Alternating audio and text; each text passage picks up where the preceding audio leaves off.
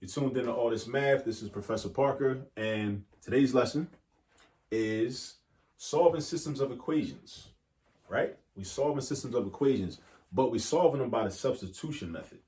Now, when we solve systems of equations, the three main methods that we use are the elimination method, which is also known as the addition method, which also can be used as the subtraction method, right? But they all fall under this like umbrella of the elimination method, right? Substitution method, which is what we're going to get into in a moment, and also graphing, the graphing method, where we just draw the graph of each line of the linear equations, right? And we find out where they intersect at, if they intersect at all, because they might not intersect for real. If that happens, then there's no solution to the system, right? But those are the three main methods: elimination, substitution, and graphing. Today, we're going to get into substitution. All right. And some people people got their picks. People got their favorites. Some people like elimination over substitution. Some people like graphing method. I don't know, man. I used to be real heavy, a heavy type, like elimination type dude. But like, then I started looking at substitution, and it's like, substitution is kind of decent too. So I kind of go back and forth, but it depends on how the system is set up, because some systems lend themselves more to one method over the other. At any rate, let's take a look at this. We got two equations, all right? We want to solve for the value, or find out what the value of x and y is that satisfies both equations, right? Both equations. And we're going to use the substitution method. So when we want to substitute, we first got to solve for one of the variables. Now, when I say solve, I don't mean solve in the sense of finding out the numerical value of one of the variables. What I'm saying is we got to find an expression that one of the variables is equal to. So we got to find an expression that y is equal to, or find an expression that x is equal to, right? So what you do is you look at the two equations, and I see, okay, y minus 5 equals 4x. That's my first equation. Second equation, I got negative 4y equals x minus 20. So in my first equation, I got a y, right, with a coefficient of 1. So I can easily solve for y by just moving that negative 5 over to the right side. I could do that. That's an option. But in the bottom equation, I got an x right here, right, with a coefficient of 1. I could easily solve for x by just sliding this negative 20 over to the left-hand side. I could do that too. So I got some options. So I want you to understand that when you're doing algebra, you have power. Like, you don't got to feel like you're being bullied by these problems. Like, once you learn how to do the problems, you have the power to manipulate the problems in order to have them work out the way you want them to work out. And you have some options. So I think what I'm going to do is I'm going to solve for y. No real reason in particular. It's just that's just what I feel like doing right now. I'm going to solve for y. If I solve for x, I would still going to end up solving the system. So it really doesn't matter. But I just feel like solving for y. So watch this. I'm going to draw an arrow like this. And I'm going to rewrite the equation over here so I have some room to work. Y minus 5 equals 4x, right? And again, like I said, I solve for y by getting rid of that negative 5. So getting rid of the negative 5, essentially, I'm really just doing plus 5 on the left side and plus 5 on the right side.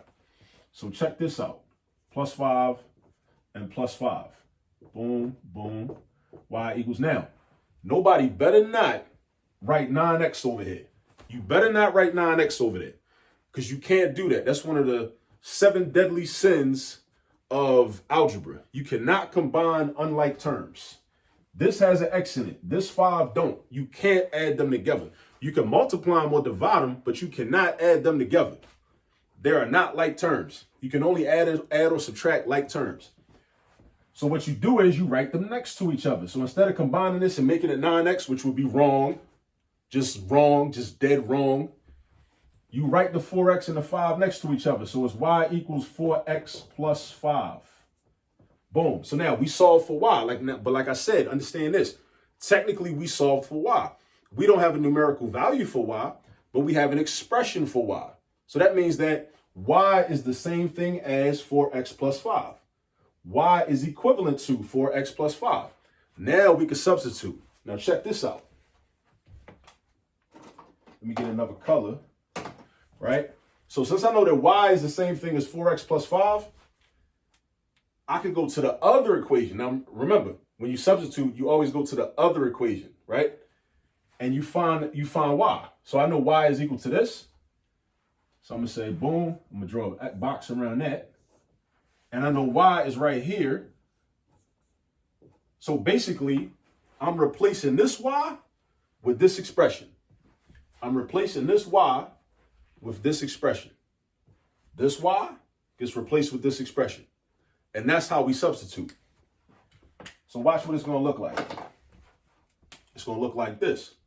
It's going to look like -4. Now, again, everything else stays the same. A lot of students have an issue with this. Everything else in the problem is going to stay the same. Every single other variable, number, plus sign, minus sign is going to stay the same, except for this y. This y is going to become 4x plus 5. Now, you also have to understand that -4y means -4 times y. So instead of doing -4 times y, I'm now doing -4 times 4x plus 5. And because it's an expression with multiple terms, we got to use parentheses. We got to put the 4x plus 5 inside parentheses. So I got -4 times the quantity 4x plus 5 is equal to x minus 20. Right? That's what I got. -4 times the quantity 4x plus 5 is equal to x minus 20. Now, whenever you do math problems, you always want to watch the progression. Watch the progression. What changed from one step to the next? So I see this right here and I see this right here. And I'm wondering, okay, well, this looks different from this. What happened? This y is gone, replaced with a 4x plus 5.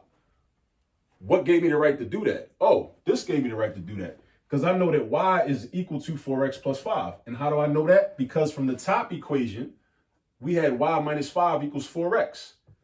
I solved for y. Add 5 on both sides. Remember, 4x plus 5 is not 9x.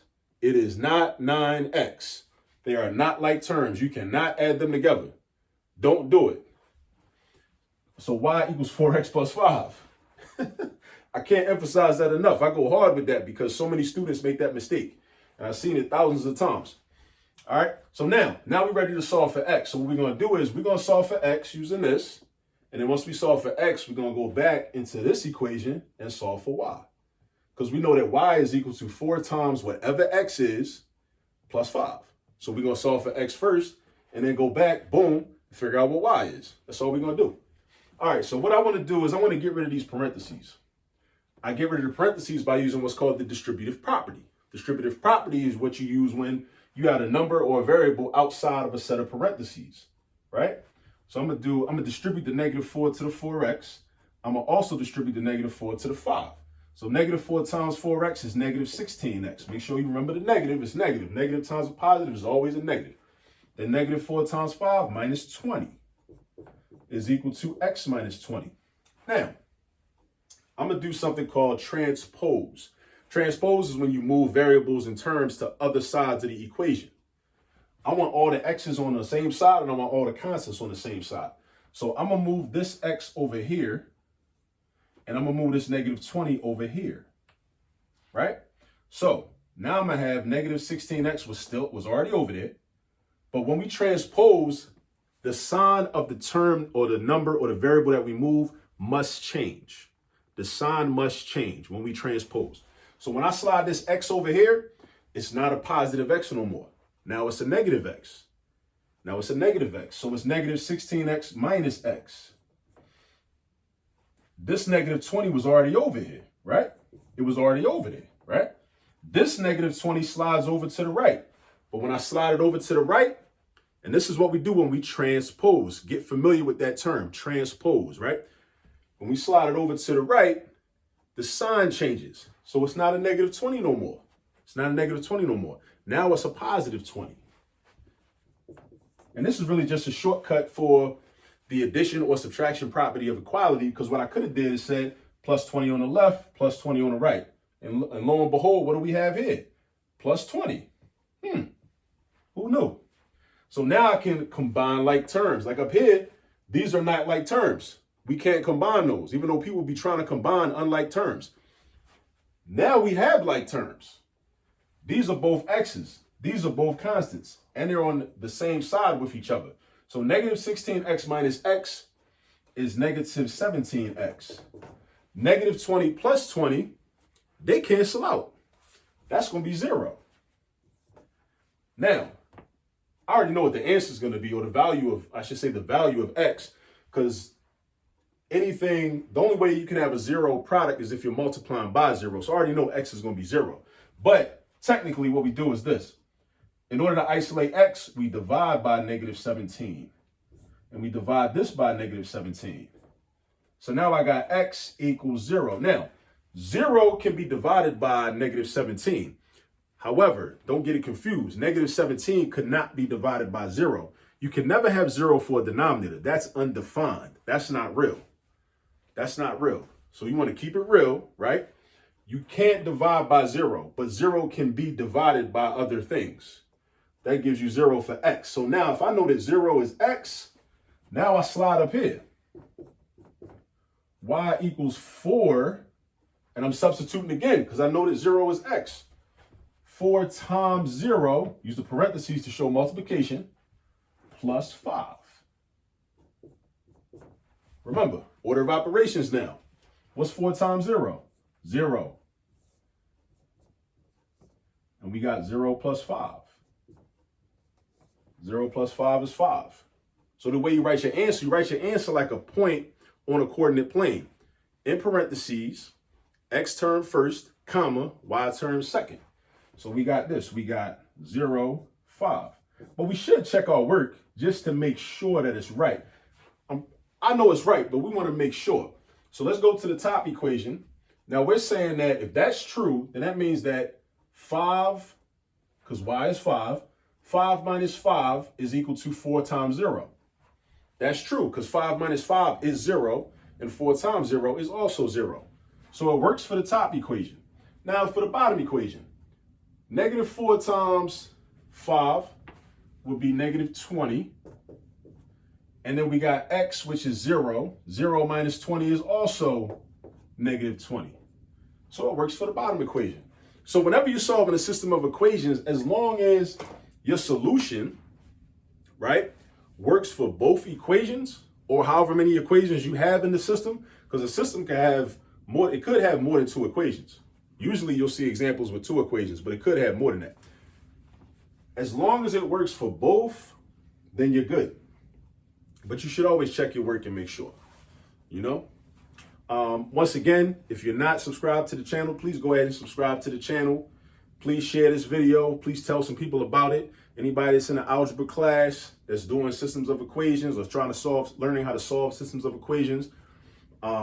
Anybody that's doing SAT prep, getting ready for the SAT, they need to brush up on those skills. Maybe they didn't take Algebra 1 or Algebra 2 for a couple years and they kind of forgot how to do this. Share these videos. Let people know what we're doing over here, all this math. All right? Please, like I said, subscribe to the page. Also, subscribe to the Instagram page because there will be content on the Instagram page as well. Follow us on Instagram at All This Math. Okay? All right. Thanks for tuning in. And until next time, remember, there's all this math all around you. Peace.